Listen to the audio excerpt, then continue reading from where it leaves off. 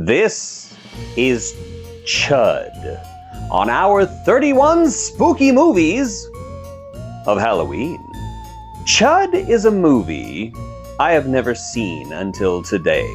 I've heard jokes about it, I've seen it lurking on streaming, and I saw the videotape box art on shelves back when video stores were still a thing. Heck, I even saw C.H.U.D 2, Bud the C.H.U.D, but I never saw C.H.U.D and I don't know why.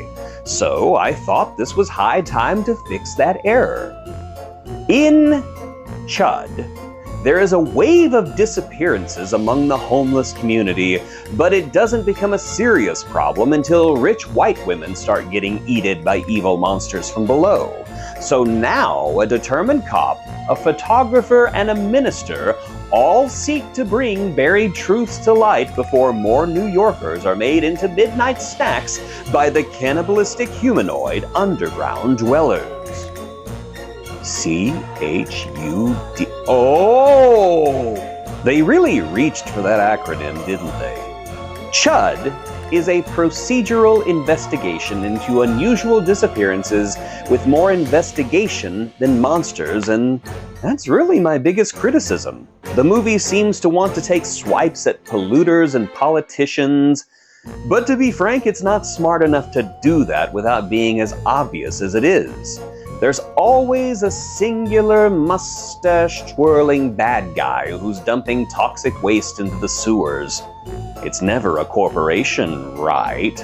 So what we are left with is a detective story where we are literally shown the killer in the first scene, and then have to wait 90 minutes for everyone who is investigating to catch up to what we already know.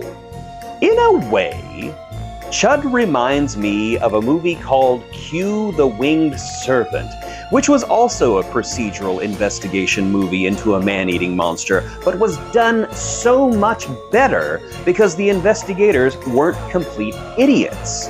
In Q, they accept that there is a monster in the first 30 minutes and then proceed to do something about it. C.H.U.D is endless denial and cover-ups, and it gets old.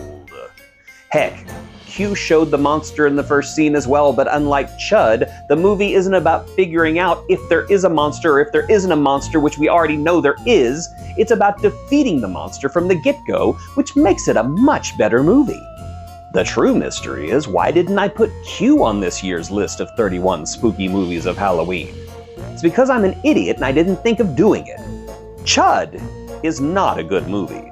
It's a plodding, boring mess, and when the actual C.H.U.Ds do finally show up, it's somewhat interesting, but the low production values mean that they appear as articulating masks with glowing eyes, and it never looks good, and it's very obvious that they only have 1 or 2 C.H.U.Ds that were made. But you don't really think about the 1 or 2 C.H.U.Ds that they made because all you're thinking about is how boring this movie is. I understand it's a cult classic, but it must be a really boring cult as far as I'm concerned. It's too obvious to be a satire, and too slow to be exciting. What's worse is these poor-looking monsters aren't scary even when they're hidden in shadow.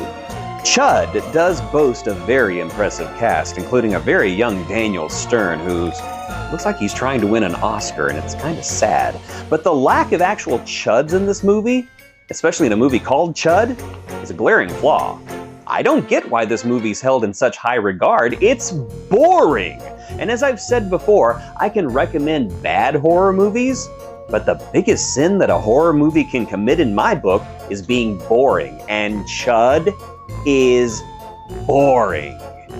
C.H.U.D is a dud in my book, but if you are one of the many people out there who consider it a cult classic for some reason, I'm glad you are reaping joy from something that gave me sorrow.